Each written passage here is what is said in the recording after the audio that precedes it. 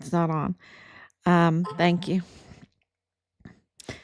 Okay, so let's see if everything is working. See if my okay. Um, yeah, we're not a government funded NGO or anything like that. We're not a big organization. We're just a family. We're just a Gold Star family that absolutely felt the evil when we called. Captain Yoshida was crying when we called that something was really, really wrong. And when they kicked us out, when they kicked Richard off the rolls, right? We knew something was wrong. And when we couldn't get any help, when they had put us in that um, ju- uh, jurisdictional limbo, we knew something was wrong, because you leave no soldier behind. And we knew that they were lying about Richard. Um, but everyone says, we want proof, we want proof. So we were just like, well, tell us, you're the CID, you're the FBI. Um, give, you know, give us more information, right? Give us those phone pings, but they obstructed justice on every front, on every front. And, but God is greater than they are, right? It's kind of like this whole thing with Letitia James. Um, you know, they always scream and do things that they are guilty of. And I don't want to call her guilty of all this document tampering, but um, but it is interesting that that's what she is being accused of right now, right? The very thing that she just weaponized the justice system against President Trump on, right? Clearly, it was a weaponization for political purposes, clearly for her own personal gain. So, yeah, let me see if everything is working. This is day 1721. And yeah, it looks like everything is working since Richard thank you, Anicia, for coming on. Thank you so much. I hope everything is working now. And I hope my titles get right. Yeah, so like I said, we're not a big organization. We're, just a family, and um making it through each day, trying to fit everything in that's going on. And there's a lot going on, y'all. There's a lot. So,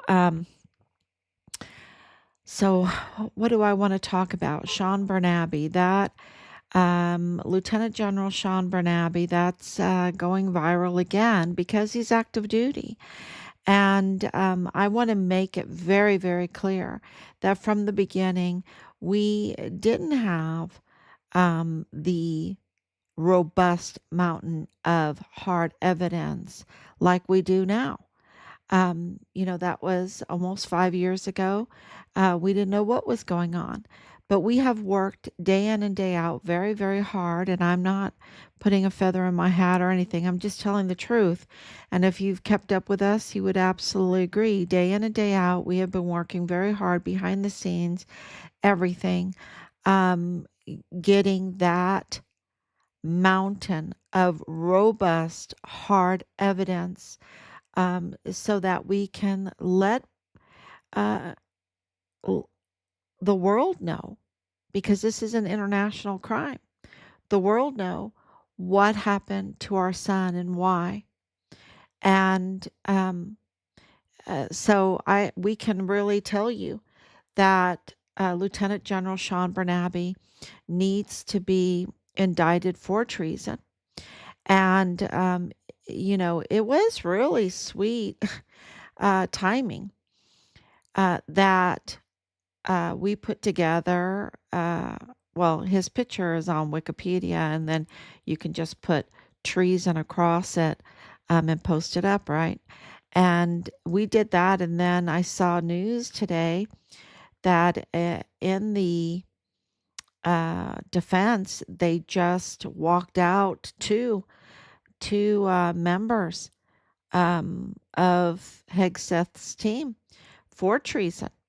Um, and and I think that's what that is. That's treason. Um, so this was really very good timing, because we're not just blowing in the wind. We're not just doing lip service.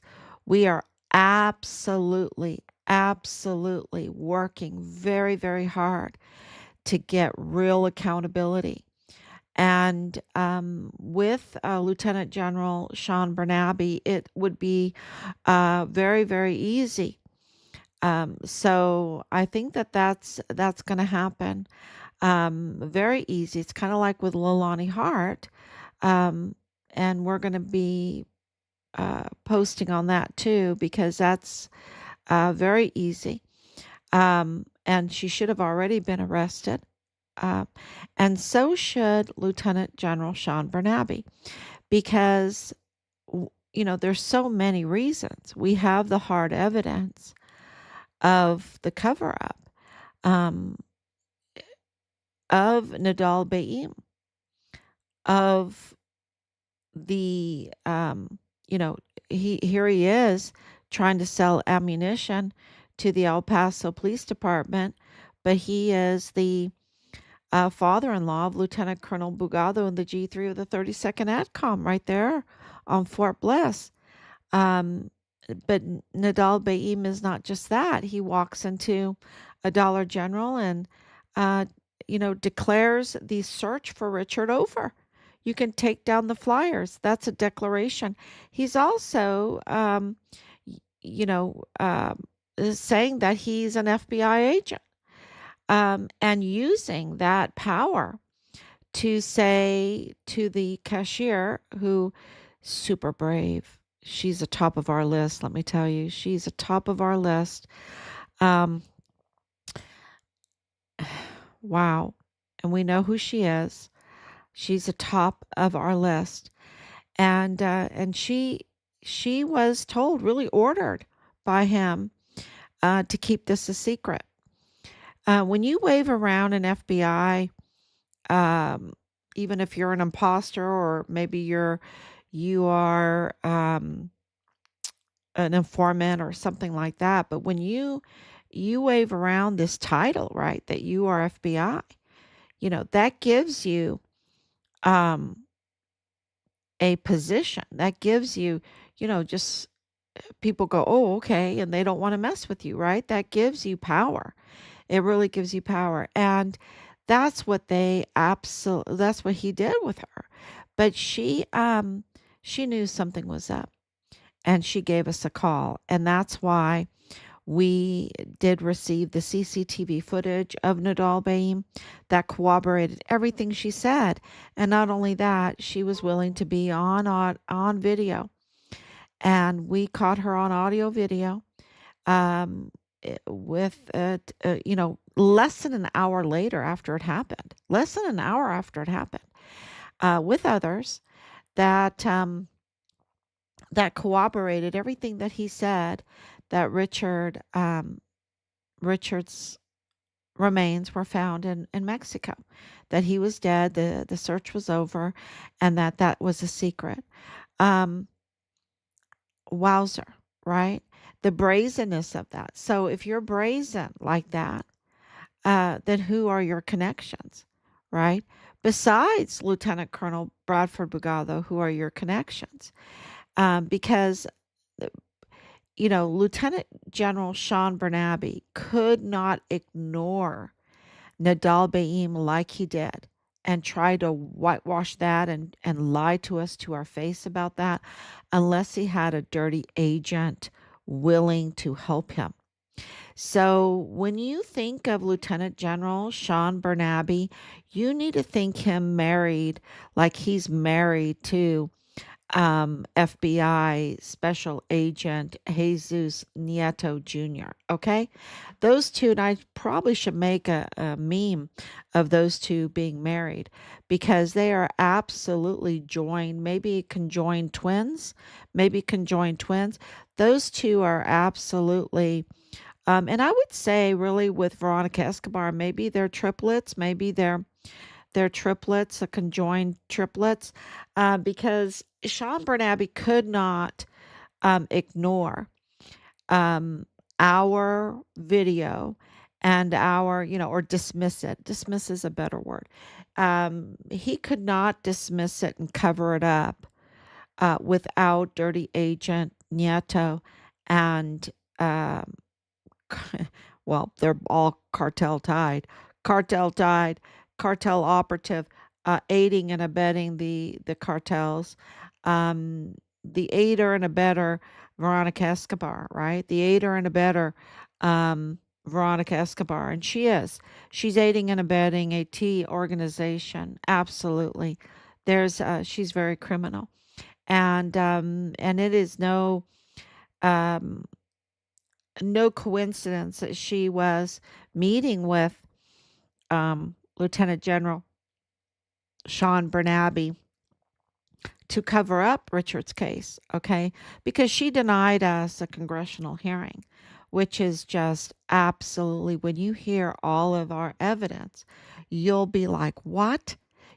Some people on the comments have said, this is surreal. This is surreal. It's real. It's real.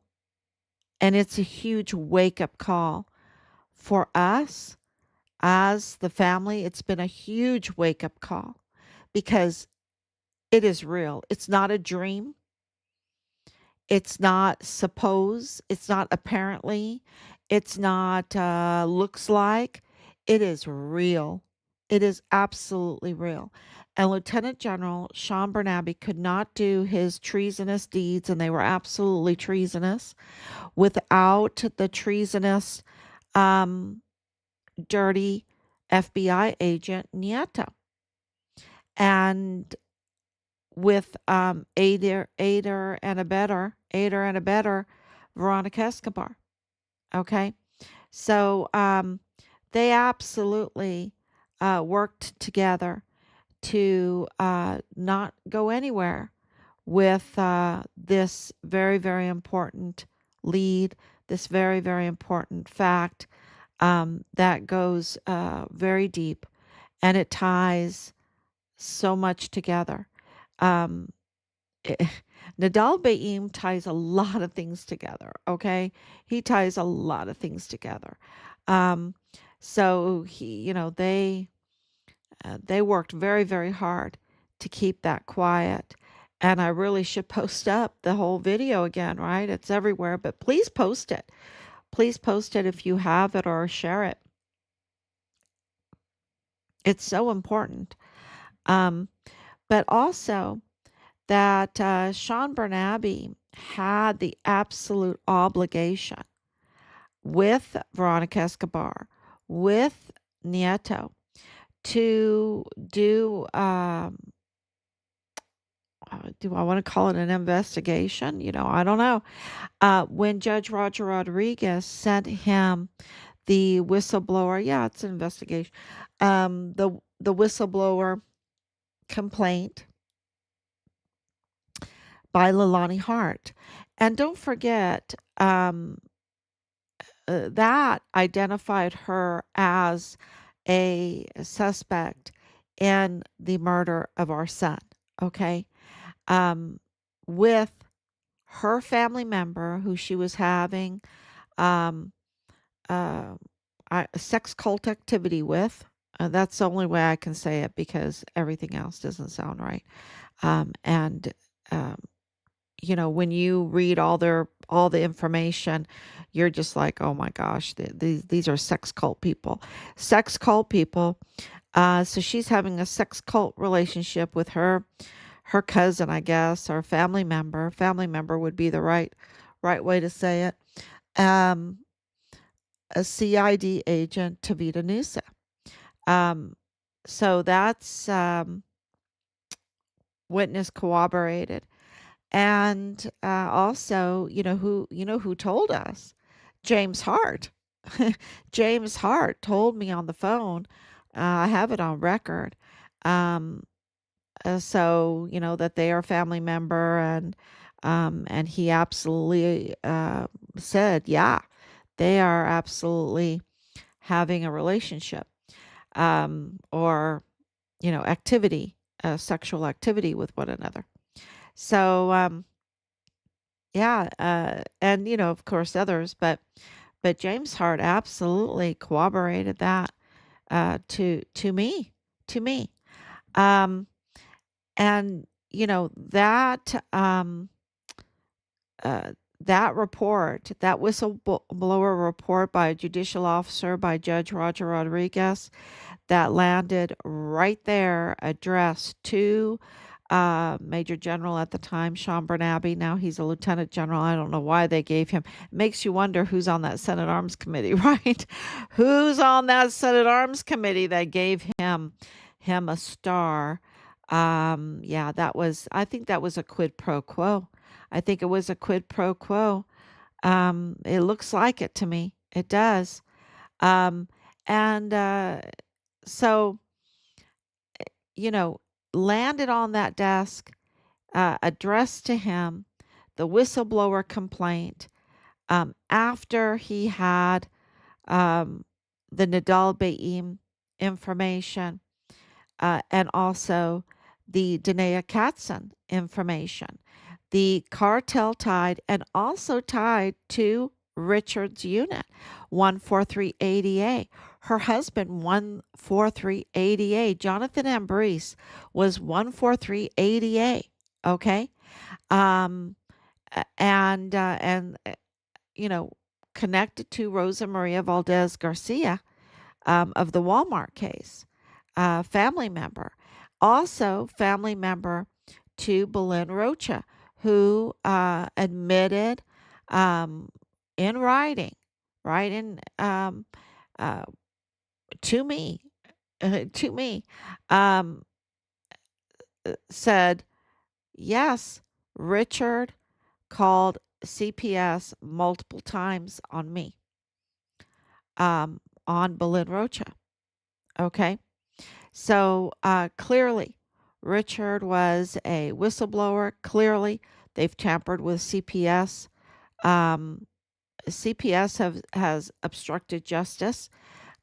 We have asked multiple times for those complaints. Um, so they absolutely are criminal, and we heard it from her mouth. Um,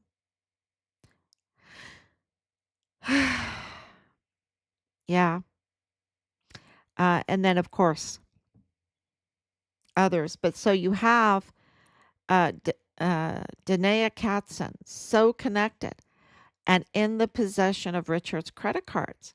So you have her in the after his date of death, right? She's in possession of his credit cards. And what is she wanted for? For credit card theft, for theft of services.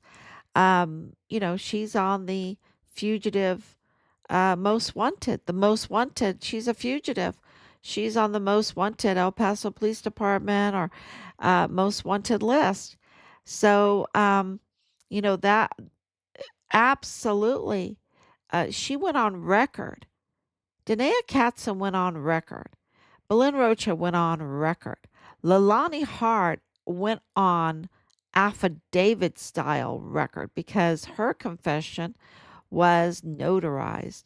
Her confession was notarized. Um, that gave huge validity to that confession.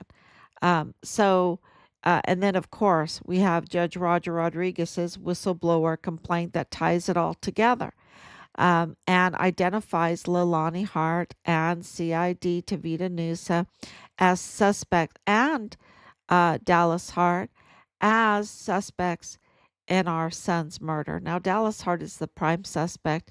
He was Richard's platoon leader. So, absolutely, he had the duty to act. And there's so much more because, if that, y- that's treasonous right there because he had the duty to act and he didn't. And putting forth a false narrative, um, it's, and people go, this is surreal. No, it's called deep state. It's called kept catching the deep state with their hand in the cookie jar. That's what this is called. Richard's case catches the deep state with their hand in the cookie jar because we absolutely, there's so much breaking news and everything that I want to say, but it's uh, the whole 15-6 with Sean Bernabe, everything with Sean Bernabe is so criminal. Um, Telling us that they take underage drinking seriously, right? They take underage drinking seriously while allowing a death camp to be built on Fort Bliss that has 10,000 beds, 10,000 children at a time being trafficked, hundreds of thousands of children being trafficked, now corroborated by so many witnesses, so many witnesses, um, and that they're mostly dead. And that's not me saying it. That's congressional hearings saying it. That's President Trump saying it. So, when I think of a death camp, trafficking 10,000 children at a time, hundreds of thousands of children, um, I think that happened in World War II. Uh, are you kidding me? Uh, it's just disgusting. It's just disgusting. So yes, he's treasonous, and there's just so much more um, about him that please ask me questions because I'm glad to answer the questions about him. Um, because I was telling him when he said, well, it wasn't him, it was his Jag, the Jag. The Jag was his mouthpiece, right? The Jag was moving him. Um, PP McGee, I call him PP McGee. And he was saying that Richard could get prison time or whatever, and I'm like, "Are you kidding me? Is that what you're saying? Is that what you're saying that you told him? That's intimidation of a whistleblower, right? That's intimidation of a whistleblower. So the failing of protecting a whistleblower, the failing of investigating, and I know, he came in late or whatever, but generals don't come in late. They know ahead of time. And um, after Vanessa Guillen, after Gregory Weddle, after Austin Hawk, after uh, so many, Elder Fernandez, Enrique Roman Martinez, after all of that, and they were, don't forget, also that DES Thomas Kane gave passes to carloads of young girls. Okay. I'm sure that they weren't even all 18. Okay. I'm sure because I talked to so many people. But these girls during the lockdown, um, so you had the base locked down, ordered to be locked down. And yet you had the DES, the Director of Emergency Services, give passes to these young girls to come in by the carloads, right? By the carloads. That was our witness testimony from many people, and for to party, and this was from Command Sergeant Major Jakovitz. This was not just some person off the street. This was Command Sergeant Major Jakovitz told us to our face that they were bringing in these girls to party in the barracks during the lockdown, breaching Fort Bliss security. They were breaching Fort Bliss security. And so, they could party. Um, and of course, we know about Asia Graham and about the mess that because these young girls, like Belen Roach, look, when I asked a question to Belen, all she could come back with was a laundry list of drugs, you know, illegal drugs. And she knew them, uh, like it was part of her body, like it was part of her body.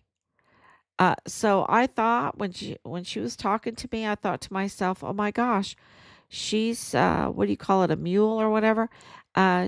She's the one carrying these drugs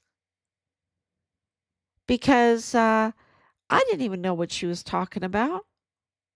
I had to go look it up afterwards. And she's was very young.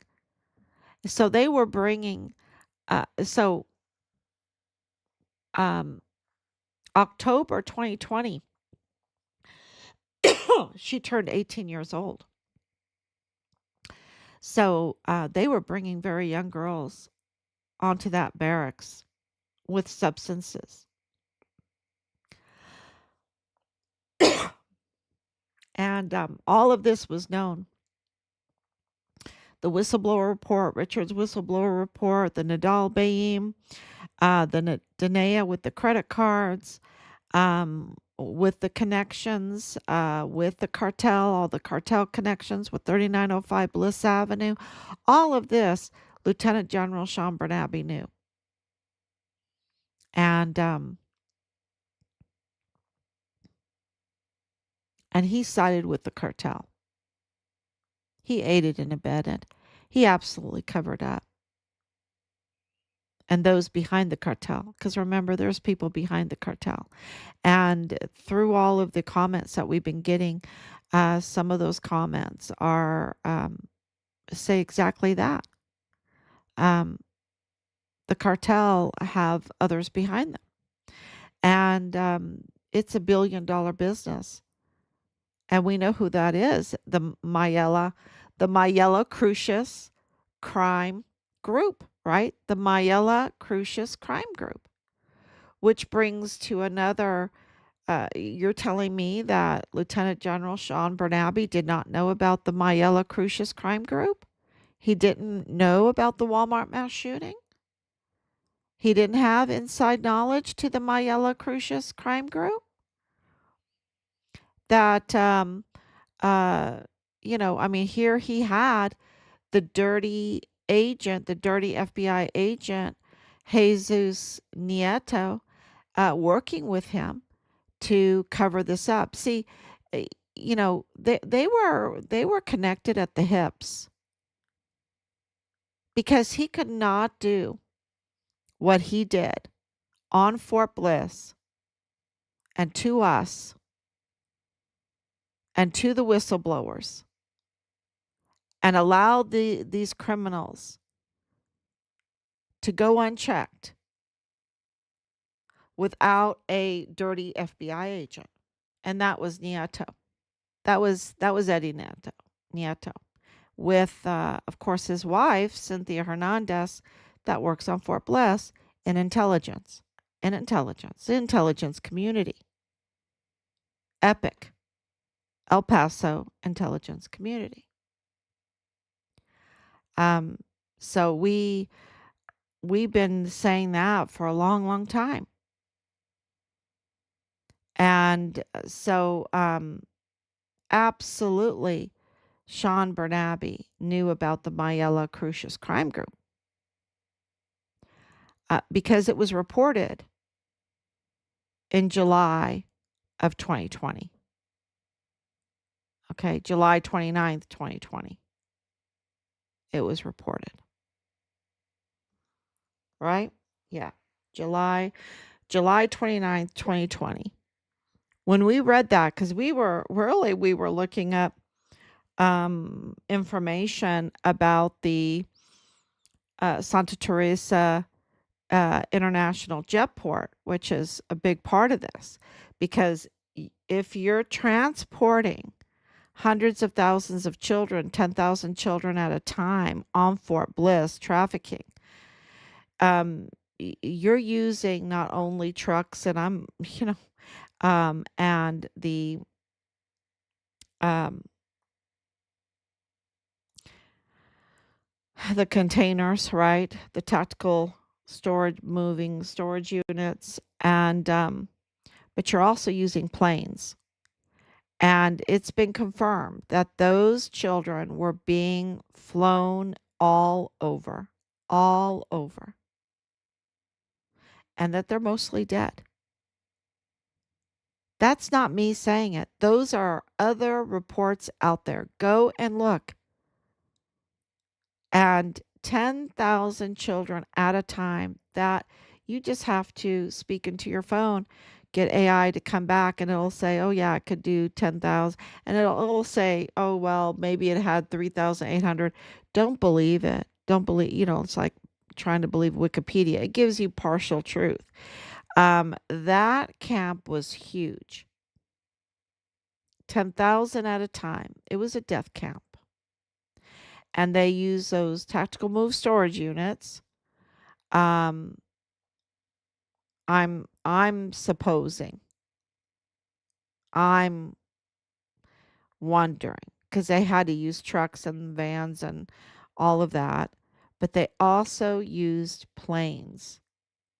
They used planes. And we were looking up some information on that because of Richard's remains, to be honest with you. Richard's remains, because we have reports that some of his remains were flown out. And we want to corroborate that. We want to check that. And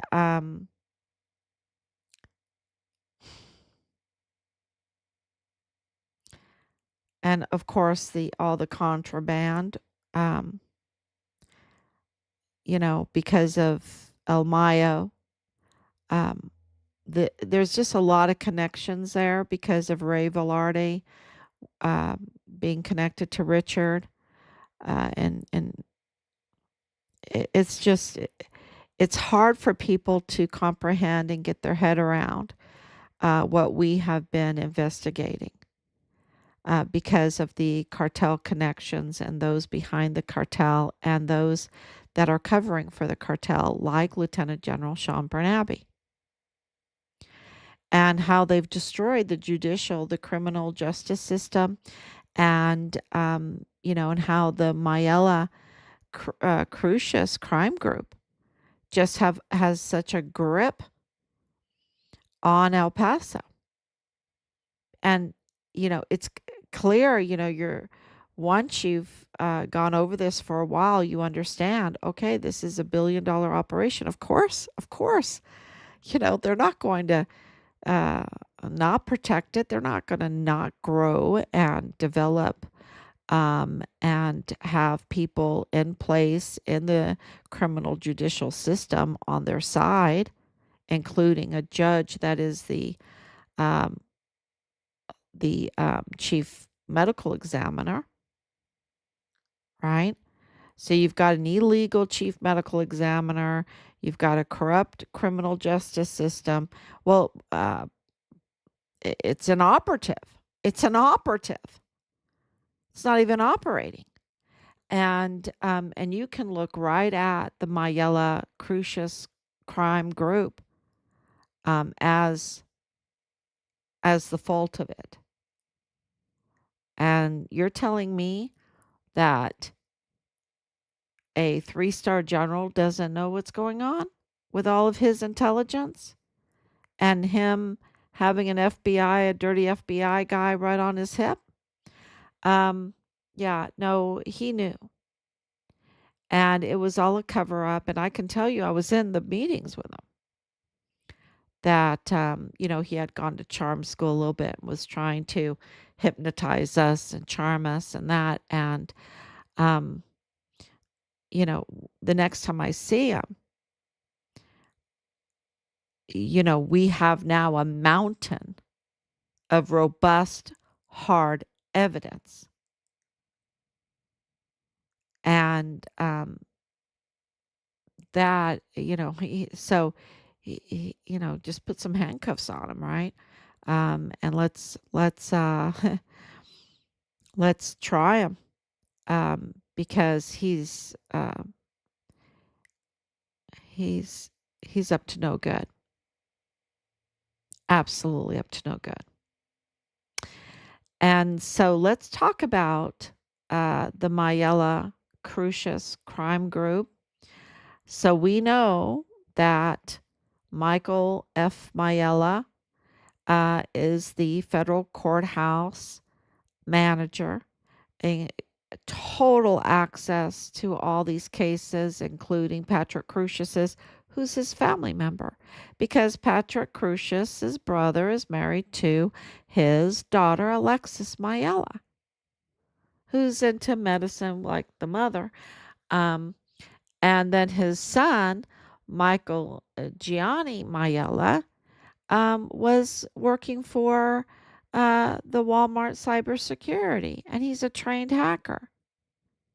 And he's working with Jesus Nieto in the FBI office.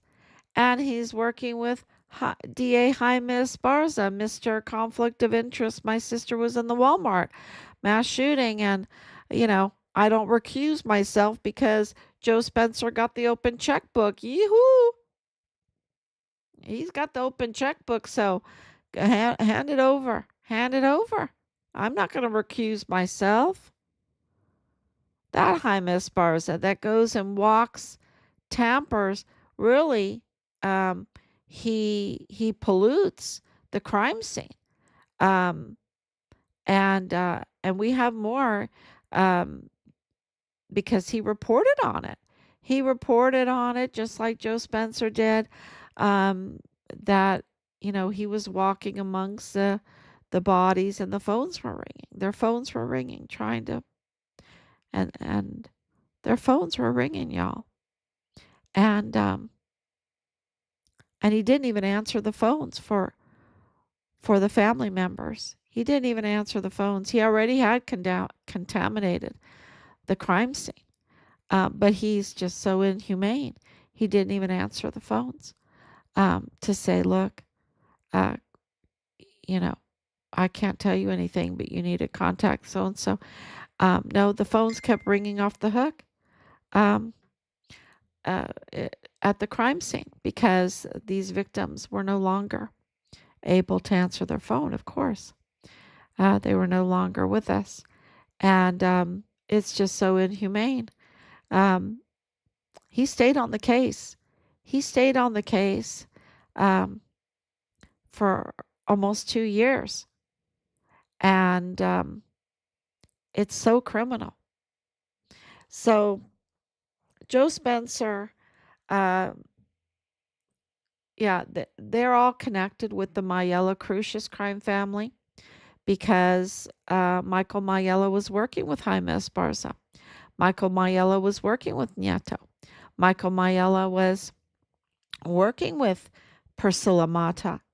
Michael Mayella was working at Walmart cybersecurity, right? And his father was the federal courthouse manager, and his brother-in-law was Patrick Crucius. Right? And so this is, and his brother-in-law was also Brian Blake Crucius. Okay. He's also very handy with finances and the computer and finances and banking and finances. And wow, they have their businesses will require someone with the skills like Brian Blake Crucius. He's handy to have as a son-in-law, very handy to have. Um, so they are absolutely the Mayella Crucius crime group. But it goes beyond that. It goes to Lorraine Mayella, who absolutely, we have it confirmed now, was treating the victims and their families of the Walmart mass shooting as an initial response to the Walmart case. And that put her in a very important role. And she got to, she's mental health, right? And so to be trained counselor um, to these victims and their families. And, that role is very important because you can control narratives. You can also collect a lot of witness testimonies, which is you can hear what they saw and what evidence there is. And if you're trying to cover up for the crime, that's very important information. Very important information. So, Lorraine Mayella, um, and of course, I want to say that Emily Megan Crucius is also in the mental health business, um, which is a little odd. I think a little odd. Maybe not. Maybe it's not. Um, and you would think that Bob Moore would be reporting on this because this is huge news, and he absolutely knows. He absolutely knows about the Mayella Crucius family. This crime is so big. This crime is so big. With Mr. Joe Open Checkbook Spencer and the conflicts of interest, and Steven Spitzer being a friend. Here he is, a prosecutor, and being a friend with the Mayellas, personal relationship with the Mayellas, knowing and keeping this information from the public. And as medical, it Lorraine Mayella absolutely had a duty to recuse herself, absolutely tell people that no, she could, and who Patrick Crucius was, all of his mental health problems. They absolutely knew, y'all. I mean, that's her business. But it gets worse because not only did she fail to uh, reveal the relationship that her daughter Alexis Mayella had with Patrick Crucius and Patrick Crucius's brother, but she asked the media to cover it up. Michael Mayella and Lorraine Mayella asked the media to cover it up. And the media, would want a quid pro quo, you know, access to cases, access to whatever, whatever. Um, and so this was absolutely a quid pro quo. It's so criminal, y'all. And the people with, if you're an investigator or whatever, just look it up. It's just so criminal. And you would think that Bob Moore, who's disgraced and disgraced Bob Moore, um, you would think he would report on it. But no, what he did report on, um, played our tune again, right? He might be getting really sick of playing our tune. And our tune is the Gold Star family of Richard Halliday is right all along. The Gold Star family of Richard Halliday is right again, is right again. And I don't know if he likes playing that tune, but he played it. He played it today because he's talking about the jurisdiction of the state case. And he's saying that Patrick Crucius may die in the state case. Now, he's so cold blooded, right? He's so cold blooded, but that's what he's saying. Um, because the state indicted Patrick Crucius first. And so they had the original jurisdiction. They had the original jurisdiction. And this is what Yvonne Rosales was saying. She was saying they had original jurisdiction and that she had a right to try to put a trial date. And they were saying, no, it's in the federal court's jurisdiction now. And we have Joe Open Checkbook Spencer admitting on audio, and I released the transcript just a few minutes ago, um, saying that they had made, that Judge Samadrano and Judge David Guadarrama, made a backroom deal without notifying Yvonne Rosales, the duly elected district attorney for the 34th Judicial District. Um, we haven't had we haven't had a duly elected, installed properly. We haven't had a DA. We have, it's an empty absent seat, which is not allowed. And there it is. It's an empty. I don't even think that James Montoya has his name up on the wall, and he shouldn't, because he's not a legitimate district attorney. He did not sign that anti-bribe line before, he's Mr. James 2028 stamp Montoya, right? With a 2028 stamp on his paperwork. I mean, the most ridiculous kind of tampering. And because he didn't sign his anti-bribe statement before he took his oath of office. Same thing with Bill Hicks. He's a usurper. He was never a legitimate district attorney. Everything he touched was botched, and so therefore he didn't do much, right? He didn't do much, especially with the Walmart case.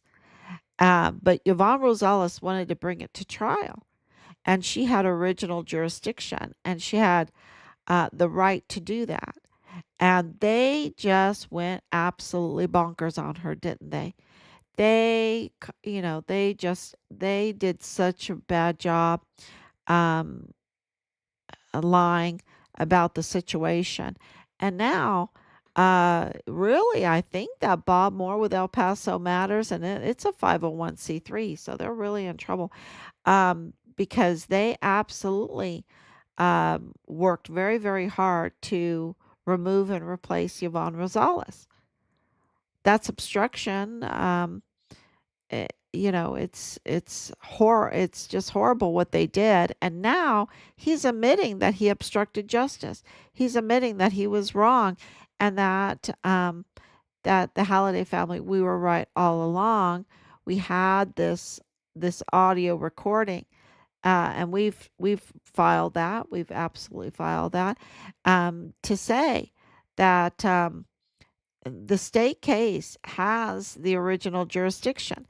And that's why in his um, article today, he's saying that Patrick Crucius may die in the state jail, that he will never go. He could never, ever, he might not ever go to the Alcatraz of the Rockies. Never. Because they don't have original jurisdiction. So the whole thing is really something, because that's coming up.